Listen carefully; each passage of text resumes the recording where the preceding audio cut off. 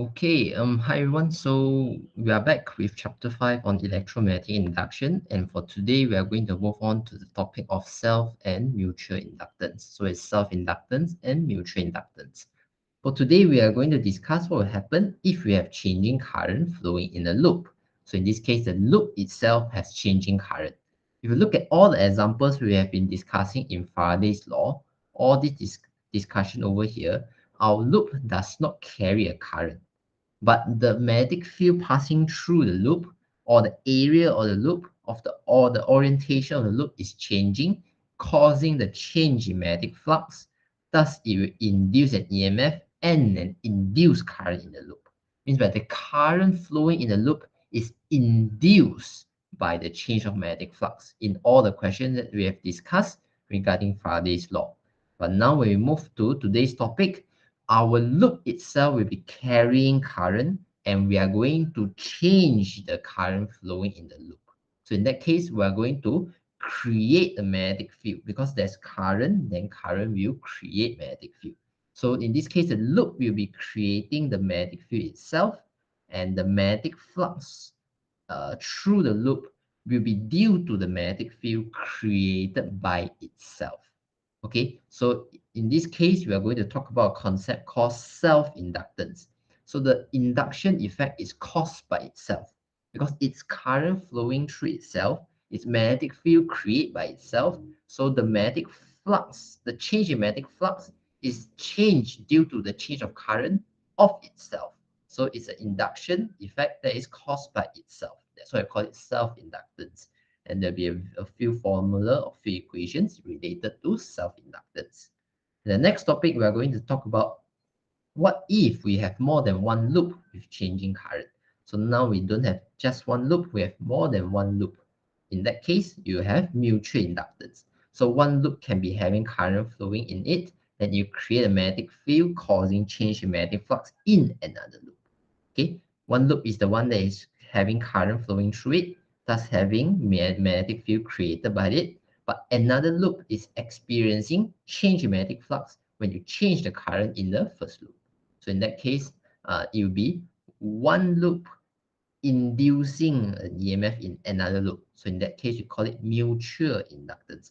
One loop, one coil or one solenoid, one loop is causing EMF in another loop. So that is mutual inductance. And mutual inductance has its own equation as well. So this is what we are going to discuss today. So let's move on to self-inductance for now. Okay, so last time for our discussion of Faraday's law, right, we are going to change either the magnetic field, the area, or the orientation of the coil theta. So changing either one of these will cause a change of the magnetic flux linkage, and this change of magnetic flux linkage will induce an EMF and an induced current. So in this case, this magnetic field at the back here, it's not created by the loop itself. It can be created by any other thing, but it's not created by the loop itself. Why? Because there is no current flowing in the loop in the first place. So this magnetic field here it's created by other sources of magnetic field. So it's not created by the loop.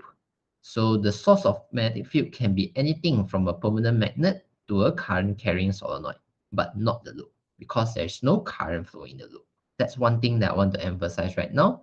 Okay, so there's no current flowing in the loop in the first place. So any current that flows in the loop is induced by the change of magnetic flux through the loop. So if you see any current in Faraday's law in our discussion earlier over here, those current are induced. They are not originally there. They are induced. Why is it induced? It's because you have a change in magnetic flux when you change the B, A, or theta. So that current that flows inside the loop, when we discussed all the questions earlier, those current are induced. They are induced by the change of magnetic flux. They are not originally there. Okay? But now, what if the loop is carrying changing current? So right now, we are not going to have other sources of magnetic field to create a magnetic field.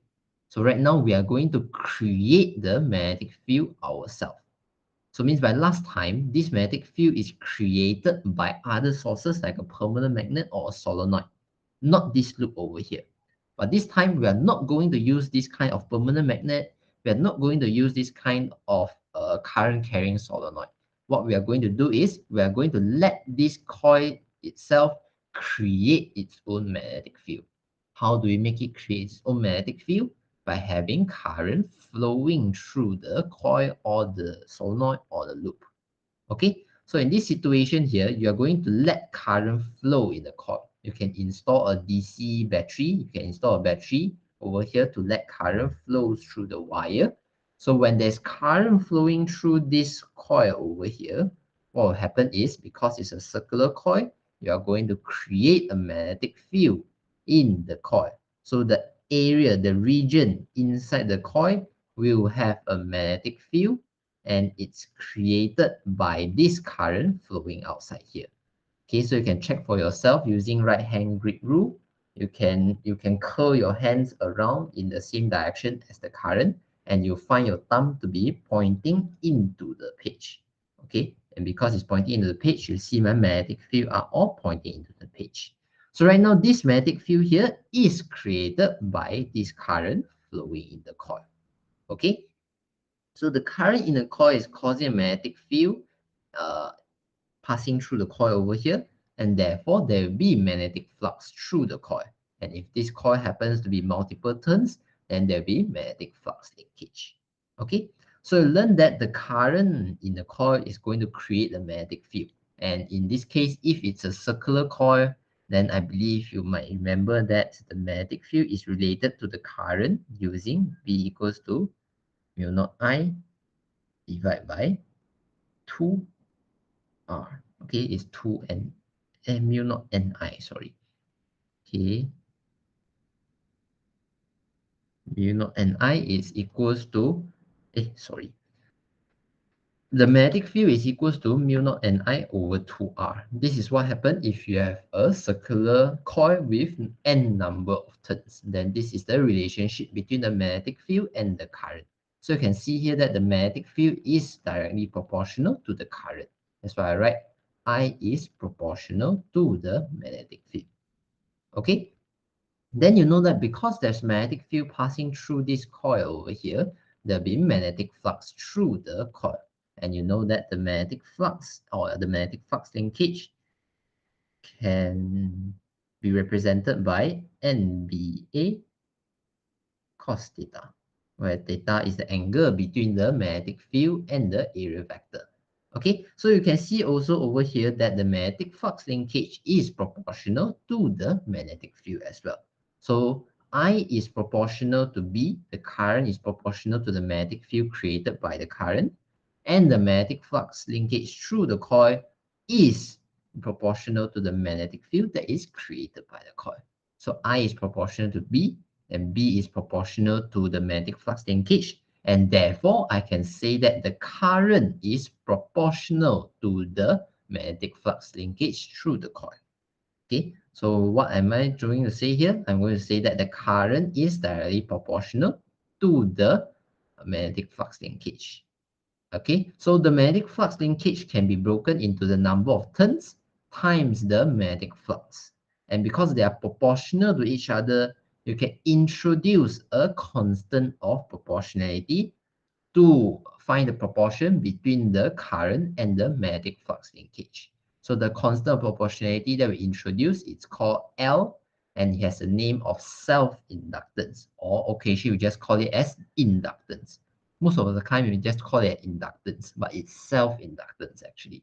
Okay, so you can see that this constant of proportionality, L here, is representing the proportional relationship between the current and the magnetic flux linkage. So it's the, you can think of it as the ratio of the magnetic flux linkage to the current flowing through the circular coil.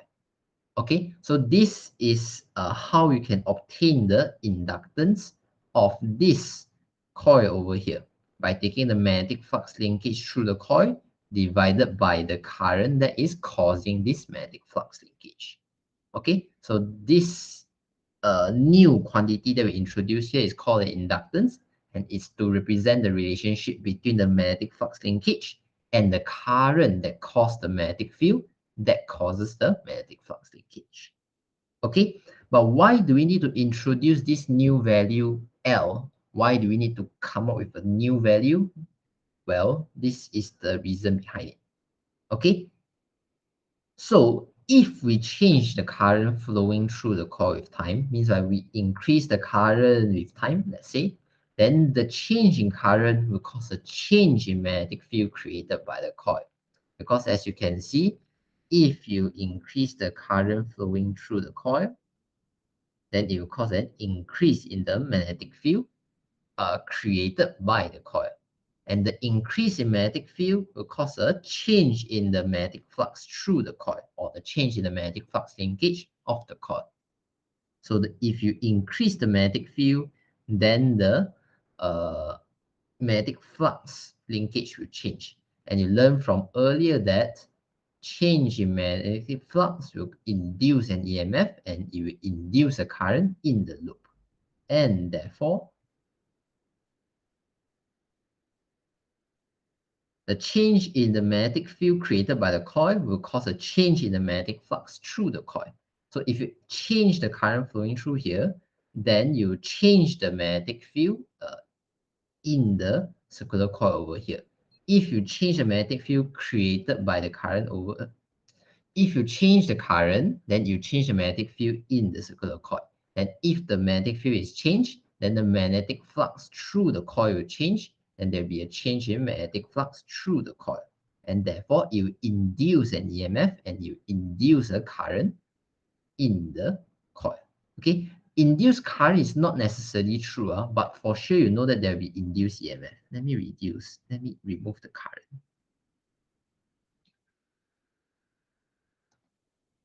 Okay, so what I want to say here is induced EMF is true, but induced current is not necessarily true, because there is already a current flowing in one direction in the circular coil right now. If you look at the diagram, there's already current flowing in it. So you can induce an EMF, but the EMF doesn't necessarily induce a current in a certain direction, because there's already a main current flowing inside already. But what you know for sure is there will be an induced EMF caused by the change in magnetic flux, which is caused by the change in the magnetic field, which is caused by the change in the current flowing through the coil. Okay, so we have said just now that the change in current, the current and the magnetic flux, they are related by this equation over here, where you introduce a constant of proportionality L to represent the relationship between the current that causes the magnetic field and the magnetic flux that is due to this magnetic field.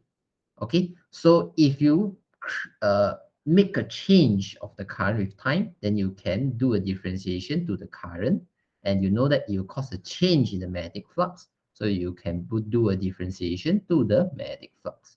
So technically you differentiate both sides with time, but since the L here, the self-inductance is not changing, so you can bring out the self-inductance. The number of turns is not changing, so you can bring out the number of turns. So now the equation becomes L di dt equals to N d phi dt. Okay, this is to represent the relationship between the change in current with the change in magnetic flux. And also you know that the change in magnetic flux is related to the induced EMF by this equation over here. This is just Faraday's law, saying that the induced EMF is equal to the negative time rate change of the magnetic flux linkage. So this is what you have learned in Faraday's law earlier over here.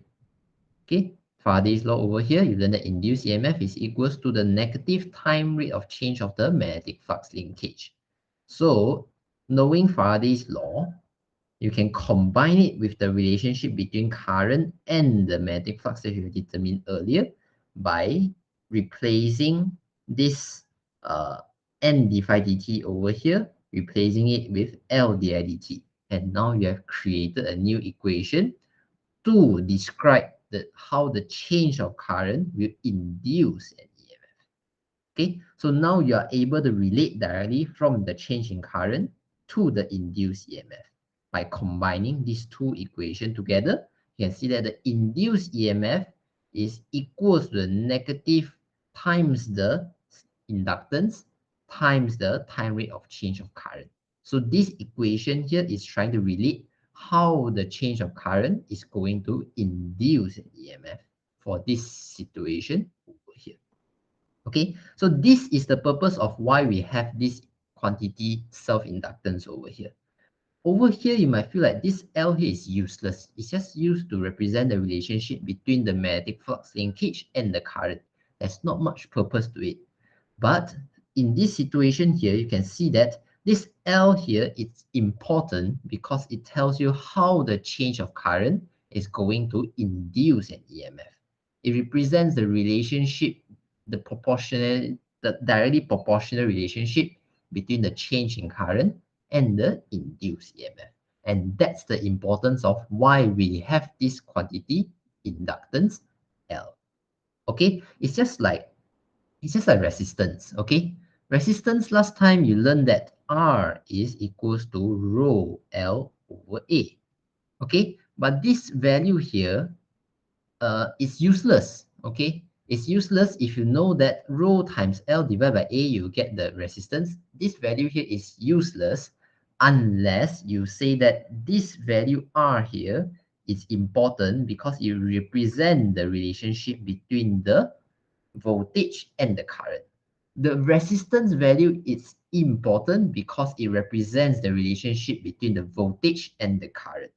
Just by this equation over here, the value R here is useless. But bringing Ohm's law in, or bringing the definition of resistance in, then you know that the resistance is representing the relationship between the voltage and the current. And that's the important part of resistance. So it's the same idea over here. Just by calculating the magnetic flux linkage divided by the current, this value here is useless. It's just a useless value. But from here, we can see that there's meaning to this value because it represents the relationship between the change in current and the induced EMF. Because the change in current will induce an EMF. And that's the key point of this self-inductance value over here. Okay, so now you are introduced to two equations. One is telling you how this inductance value is obtained by having a magnetic flux linkage divided by current. Then this equation here tells you the purpose of having this inductance value over here is to hold the relationship between the induced EMF and the change of current. Okay, so now you are introduced to these two equations. Let's further discuss what is inductance. So inductance is represented by the symbol L. So the unit is called Henry, which is H. Okay, 1 Henry is equals to 1 Weber per ampere. Okay, this is A is ampere, not area. So you can see 1 Henry, this is Henry, L is Henry. So it's represented by 1 Weber divided by the current. Okay, you cannot see this directly from here. I think you have to see it from here. This one, yeah. This magnetic flux linkage is Weber. This current here is ampere. So it's Weber per ampere. Okay, so inductance is a scalar quantities. Most of the time when we talk about inductance, resistance, capacitance, those are scalar quantity. But the definition for inductance is it is the ratio of the induced voltage, which is induced EMF, to the rate of change of the current that is causing it. As we can say earlier, the current changing is the cause. The induced EMF is the effect. So now they are going to take a ratio of the effect to the cause. Okay, the induced EMF, take a ratio of the induced EMF to the rate of change of current. So the definition here can be represented by this equation over here. Remember, there's a negative sign here due to the Lenz's law effect. Okay, but the value inductance here depends on the geometry of the circuit conductors. So in this case, what am I showing up here is a circular coil. It can also be a solenoid. As long as you have a loop, then you have a self-inductance if there's current flowing through it. So it depends on the geometry of the circuit conductors, whether it's a circular loop, whether it's a circular coil with number of turns, or it's a solenoid. So this geometry here will affect the value L here, and the magnetic permeability of the nearby materials will also affect the L. It's like if you put in a soft iron core inside this, you take this coil here is wound around a soft iron core, then the mu naught will be a different value. If your mu naught is a different value, then it will change your L over here. Okay, but you cannot see all the mu naught over here because all the mu naught are hidden inside this magnetic flux over here. The geometry of the circuit conductor is also hidden inside the magnetic flux over here. And we are going to discuss it right now. How we are going to break open the magnetic flux to see where is the mu naught, to find where is the number of turns, to find the area, to find the radius of the circular coil. So this area, this radius, this number of turns are the geometry of the circuit conductors. If it's a circular coil, then the geometry, the shape of it is represented by the area, by the radius. If it's a solenoid, then the geometry, the shape of the solenoid is represented by the area, the number of turns, and the length of the solenoid. Okay, the magnetic permeability of the nearby materials is represented by whether you put any material inside the circular coil over here. Okay, if it's a circular coil, you can put a soft iron coil, you can put any kind of coil. If it's a solenoid, you can also insert a coil in it as well. So that will change the magnetic, that will change the inductance as well. But for this, our syllabus, we're not going to put any coil inside it. So it's always mu naught. So we are not going to change the magnetic permeability. Okay, so now we are going to expand this equation over here to look at different circuit conductors. Let's say if it's a circular coil, if you expand this equation, what will be the final equation? If it's a solenoid, if you expand this equation, what will be the final equation? Okay, so let's look at the first geometry, which is a circular coil. If you have a circular coil with n number of turns, then if you break open this equation over here, the phi, as usual, will break open into BA cos theta. Magnetic flux is BA cos theta. And if your magnetic field is perpendicular to the plane of the coil, then your cos theta will be equals to 1. And that is the case most of the time. We don't want to complicate the situation with angles. So we will take the cos theta to be equals to 1. Okay, but if the situation purposely have your magnetic field at an angle to the plane of the coil, then you have to take into account the angle. The angle is no longer 0, it will be a certain angle. But most of the time, we put our angle to be 0. So it's just a straightforward coil with magnetic field pointing out from the coil or into the coil perpendicularly. Okay, so in that case, the theta will be 0. Theta is the angle between the magnetic field and the area vector, not the plane of the coil, the area vector. So the angle will be 0. So cos 0 will be 1. So in this case, you can remove the cos theta over here. Okay, so the next step is what is specific to a circular coil. The magnetic field here is created by this circular coil over here. And we learned that from chapter 4. The magnetic field created by this circular coil is mu naught Ni over 2R. You learned this from chapter 4. The magnetic field created by a circular coil is mu naught Ni over 2R. So you can replace the magnetic field with this equation that has been broken down. So now if you rearrange the equation, you'll find that the self-inductance of circular coils with n number of turns is equals to mu naught n square A over 2R. So this equation here is specific for circular coil with n number of turns. If this is the shape of your loop, then this will be the self-inductance of the loop. If your shape of a loop is a solenoid with a length of L with n number of turns, then as the same idea, you reach this part, you take the angle to be 0, so cos theta will be equals to 1. But right now, the magnetic field here is created because there's current flowing through the solenoid. So it is the magnetic field created by the solenoid. So the magnetic field created by the solenoid, you know that at the center of the solenoid, you can represent the magnetic field as mu naught small ni. So the small n here is the number of turns per unit length. So you can break it open to become big N, the number of turns, divided by the length of the solenoid. So now the magnetic field at the center of the solenoid is mu naught big Ni over L. So if you bring it into the equation over here and rearrange it, you see that the self-inductance for a solenoid is represented by mu naught N square A divided by L. Okay, so these two situations are specific for different situations. This first situation here, this first equation over here is specific for circular coil because you substitute in the magnetic field for the circular coil.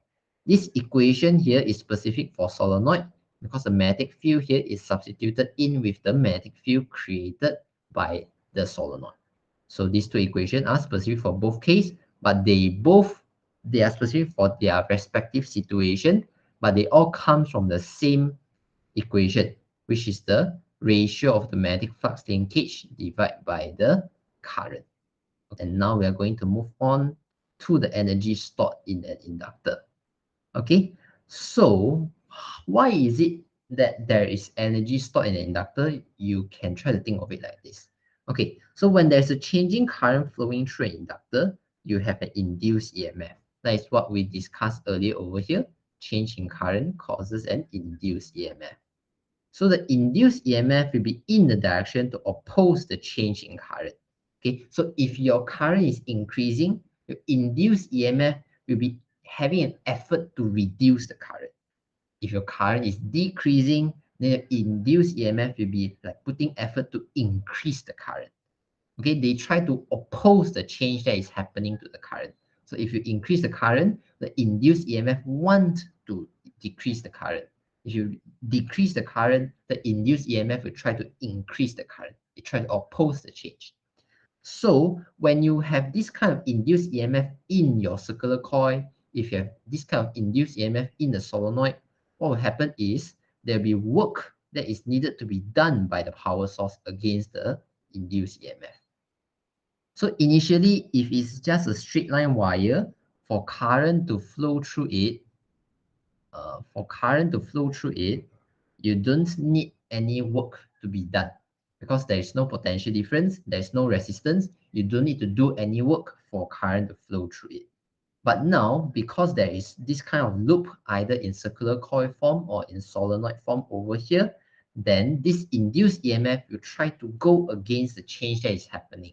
So you need work done by the power source to work against this induced EMF. Okay, so because there is work that is needed to be done by the power source against the induced EMF, you know that work done can be related to the change in potential energy. Therefore, you know that there will be a conversion of electric energy to magnetic potential energy. Or it can be another way around. It depends on the direction of the induced EMF. Okay, so the direction of the induced EMF will decide whether it's electrical energy transformed into magnetic potential energy, or it will be magnetic potential energy transformed into electrical energy. The idea is like this. If you increase the current, right? If you increase the current, then you cause an increase of the magnetic potential energy stored in the inductor. Okay, in this case, the electrical energy is transformed into magnetic potential energy to cause the increase of magnetic potential energy. That is what happens if you increase the current. If you reduce the current, then you cause a reduction of the magnetic potential energy. Reduction. You cause a decrease of the magnetic potential energy if you reduce the current. So in that case, that means by the magnetic potential energy is being transformed back into electrical energy. So it's a transformation between electrical energy and magnetic potential energy. It can be one way or the other way around, depending on whether your current is increasing or decreasing. Okay, the equation for the energy stored in an inductor can be represented by half Li squared. How do you get half Li squared? It comes like this. You know that energy, U, is just power multiplied by time. Okay, U here is energy, it's power multiplied by time. So you know that power is just the potential difference multiplied by the current flowing through that inductor. So the V over here is the potential difference across the inductor. The I over here is related to the current flowing through the inductor. So you can break open the potential difference across the inductor by saying that it is equal to the induced EMF. So you induced EMF is L dt. We remove the sign because the V over here will be in the opposite direction of the induced EMF. This one I won't go into detail, but you remove the negative sign here because the potential difference is the V here will be the potential difference here will be negative of the induced EMF. So you can remove the negative sign over here. Why is it so? If you're interested to know, you can feel free to ask me, then I can try to explain it. Okay, but there's no negative sign over here, even though we replace the potential difference with the induced EMF. Because the induced EMF, you have to multiply by negative sign when you can get the potential difference. So right now you can see dt can cancel out. So you are left with the change of energy is equals to Li di. So if you integrate both sides, so you get half Li squared. Okay, the I over here is changing current. So if you integrate, it will be I squared over 2. So you replace this I with capital I, so it becomes half Li squared. So this is how you obtain the equation for the energy stored in an inductor. So if you have a certain value of current flowing through the inductor, then you have a certain amount of energy stored in the inductor, and it's stored in the form of magnetic potential energy. Okay, so you can see that any kind of inductor must always have a loop. Okay, we start earlier by saying that there's a loop already, right? So the loop is usually in either circular form or solenoid form. But in real industrial or real electrical world, you can see inductors in various shape. There can be like a solenoid shape with iron core inside it. It can be like a donut shape. It can be like there's various kind of shape.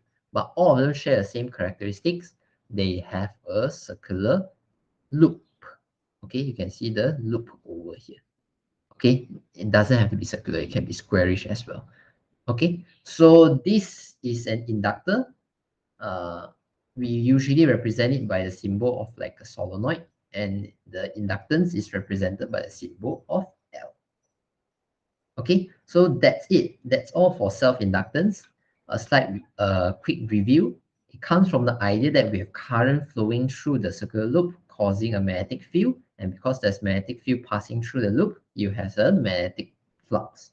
So we have defined that the self-inductance will be the ratio of the magnetic flux linkage to the current flowing through that cause the magnetic flux linkage. Okay, so knowing this value L here, we can see that this value L here is important because it represents the relationship between the change of current and the induced EMF caused by the change of current. And the equation is represented by epsilon equals to negative L di over dt. Okay, so this L equals to magnetic flux divided by current over here. You can attach it into different kind of circuit conductors. If it's a circular coil, if you expand the magnetic flux, you end up with this equation. If it's a solenoid, if you expand the magnetic flux, expand the magnetic field, you end up with this equation over here. Okay, so different shapes of circuit conductors will end up with different way of the different factors that affect the self-inductance. Okay, so these are the two equations for different geometry of circuit conductors. Then you know that the energy stored is just U equals to half Li squared. That is the magnetic potential energy stored in the inductor. And inductor is any kind of device that has induction self-inductance.